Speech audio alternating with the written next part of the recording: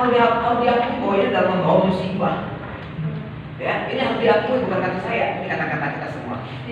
Nah, tapi tenang aja, kalau kemudian kita bisa memaintain dengan bagus, ada duta digital desa yang masuk ke tempat kita, insya Allah dia tidak akan lagi jadi musibah. Saya pendiri pondok pesantren Cahaya Bangsa di Lengeng, International Islamic Boarding School. Jadi santrinya itu dari Merauke, dari Bandung, dari Sumbawa, Bima, macam-macam gitu ya. Dan saya perintahkan pada semua santri bawa HP ke pondok, bawa laptopmu ke pondok. Mungkin di pondok lain malah nggak boleh gitu. Tapi kalau saya, karena saya sudah belajar, saya dari santri juga gitu ya, 6 tahun saya nyantri di Nurul Hakim gitu. Akhirnya setelah saya kaji, oke, kamu bawa deh HP-mu sini. Daripada kamu kelola HP-mu di sana, nggak terarah, nggak bener, mendingan kita kelola bareng-bareng. Dan hasilnya amazing, hasilnya bagus, hasilnya keren. Sehingga akhirnya kemudian mungkin saya akan banyak sharing kali ya pada hari ini bagaimana kemudian praktik baik HP di tangan siswa yang kemudian menyebabkan 72% rata-rata siswa itu berprestasi dengan kayak 72%. Ya, kemudian zero perundungan, zero bully, nggak ada perundungan, gitu. Meskipun bawa HP di sekolah, artinya HP ini bisa jadi musibah, bisa juga jadi berkah, gitu. Ya, nah, tapi hari ini kita tidak berbicara bahwa HP akan menjadi musibah, enggak. Hari ini kita akan berbicara HP ini akan menjadi berkah buat kita, gitu. Karena kita nggak bisa lepas. Ya, kalau kemudian Ali bin Abi Thalib gitu ya, tokoh pendidikan sahabat Rasulullah SAW, didikan sesuai dengan zamannya, dan zaman ini adalah zaman teknologi. Nanti digital, kita dengar istilah itu sekarang kan, nanti digital, orang baru lahir aja udah pegang HP, nggak bisa. Kemudian saya mengatakan kepada anak saya, kamu nggak boleh pegang HP karena kamu masih SMP, nggak bisa gitu, ya. Nggak bisa saya katakan kepada anak saya yang masih SD atau mungkin bahkan SMA, kamu nggak boleh pegang HP, nanti kamu pegang HP pada saat perguruan tinggi, nggak bisa.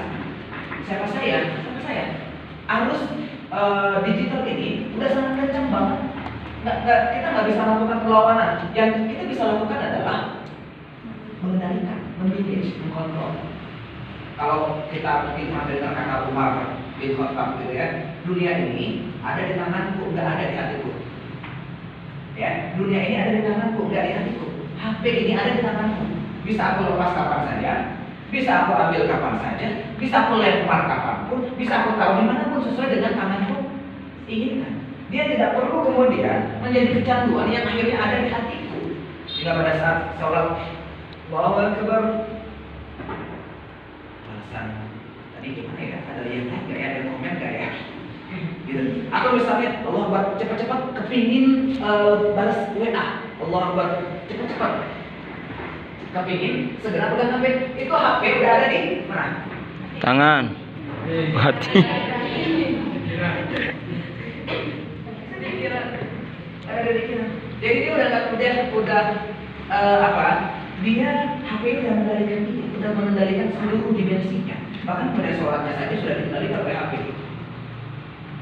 Pelaku kita sama kayak saya ya. Kita ini gitu udah terjajah dengan HP. Tapi ada saatnya kemudian juga kita harus bisa mengendalikan. Contoh misalnya ya, saya tadi subuh, saya bawa HP ke masjid. Saya bawa HP ke masjid, bawa Al-Quran ke masjid, kayak gitu. Udah diganti jadi satu.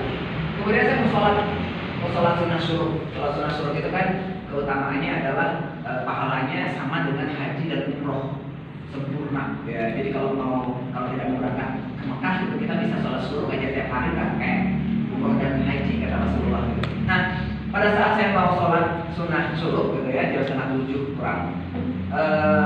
Kemudian lihat HP. Kayaknya ada yang saya mau posting dulu deh, lihat HP. Aduh, apaan sih? Jadi apaan sih, nggak ketemu banget. Ini aku lagi mau takbir gitu ya. Lepas, wow. Tapi kalau kita nggak kontrol diri, dia akan ngatur kita. Dan dulu kamu jangan sholat dulu, ya dulu posting dulu. Posting baru lihat takbir. Lalu ada yang lupa. Sering nggak kayak gitu? Sama ya kayak saya ya.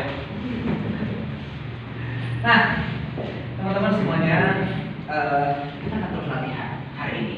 Latihan hari ini, bagaimana kemudian HP ini bisa kita kelola, sehingga HP ini tidak perlu berlama-lama ada dalam hati kita, tapi dia cukup ada di tangan kita, sehingga kita bisa kendalikan apapun kita mau.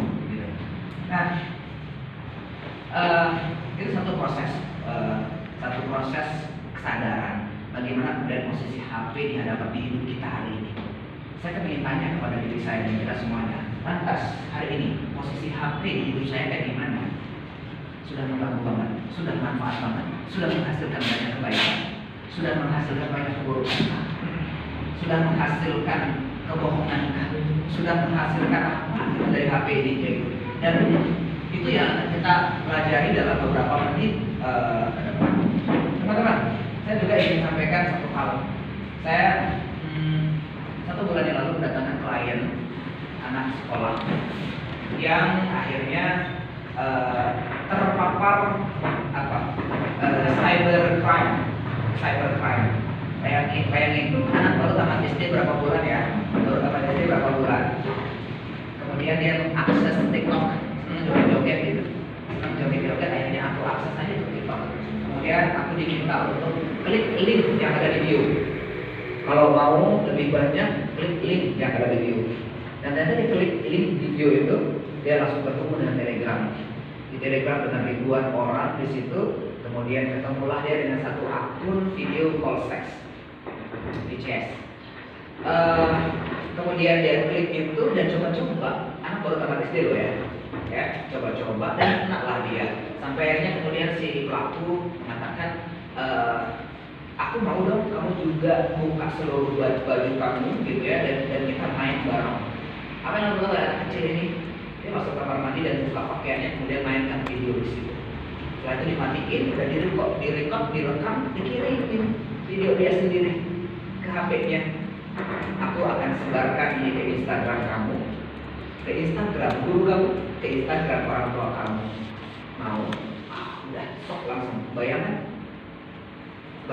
Jadi kalau saya kemudian mengatakan pada anak ini, kamu terlalu kecil ya untuk kemudian menghadapi permasalahan sebesar ini. Kamu terlalu muda, terlalu tinggi untuk kemudian bertempur dengan kejahatan sengeri ini. Jadi ancam. Transfer kirim uang ke aku. Kirim transfer 300.000, bohong ke orang tuanya. Kirim aku bohong ke orang tuanya. Kirim transfer. Ini baru selesai, kirim lagi 250.000. Kirim lagi. Anak kecil belum balik. Ya, anak kecil. Media sosial. Ya, kirim lagi sampai jutaan uangnya. Baru kemudian dia datang ke saya, datang bersama dengan orang tuanya dan kita selesaikan bareng-bareng. Alhamdulillah, berkat pertolongan Allah, anak itu tenang, ya HP itu dicabut, kemudian di-maintenance teknologinya dengan smart agar kemudian tidak terakses lagi dengan pelaku. Ya, dan itu contoh misalnya teman-teman. Sehingga saya mungkin di sesi ini ingin lebih banyak berbicara tentang apa sih kompetensi yang perlu kita miliki ketika HP ini ada di tangan kita. Kayaknya saya perlu buka ini sebentar sedikit. Oke ya. Saya kemarin habis bikin konten Instagram, tapi dia tidak ada di sini. Saya ambil file aja ya, file Word. Ada berapa konten yang saya buat untuk digital banyak ya teman-teman ya. Nah, gitu pakai.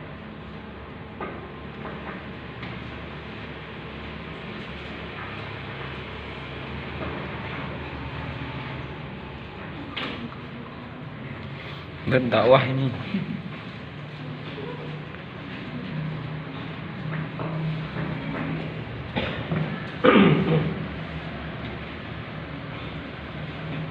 Ini cocok kita jadi konten kreator. Ya, konten kreator.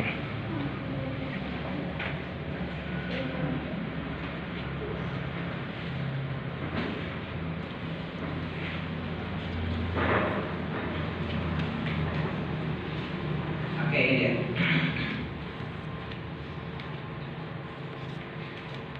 Nah,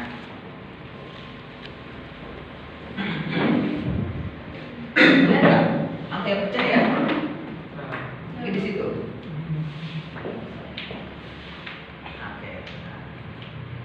Oke, saya bahas satu-satu. Ini saya bahas yang ini aja. Jadi teman-teman ada sekitar 7 ya lebih. Ini yang akhirnya kami berlakukan di tempat saya, termasuk untuk anak saya. Kamu boleh pegang HP, tapi cek dong kemampuan kamu yang ini. Yang pertama adalah mampu menggunakan HP pada waktu yang telah ditetapkan. Halo? Hai. Ya. Menggunakan HP pada waktu yang telah ditetapkan, yang kita tetapkan sendiri. Karena kalau enggak, HP ini teman-teman punya tampilan visual yang sangat menarik sehingga potensi untuk kemudian melidik menggait kita sampai akhirnya kita nggak sadar gitu, udah jam 12 malam, jam 1 malam, jam 2 malam tiba-tiba kita nggak sadar gitu. Saya kemarin terakhir juga menangani klien mahasiswa yang dia mengaku cemas ya 2 bulan ini dan tidak bisa tidur, bahkan kemudian udah benturin kepala, udah langsung melakukan self harm, coret-coret dirinya mau bunuh diri lah kayak gitu ya. Dan salah satu yang dia lakukan, kenapa kamu nggak bisa tidur? Aku main HP. Oh, nggak bisa dong, nggak bisa dong. Karena kamu pada saat malam hari ini harusnya otak kita itu pasti tidak boleh aktif lagi, tapi yang dia lakukan adalah dia posting status gitu. Gimana kamu bisa tidur? Tiba-tiba udah azan subuh, kamu baru ngantuk dan kemudian kemampuan kognitifnya menurun, kemampuan memorinya menurun, prestasi belajarnya menurun, dan akhirnya ujungnya adalah dia nyakitin dirinya sendiri karena mau bunuh diri. Nauzubillah min dzalik. Karena dia nggak sadar bahwa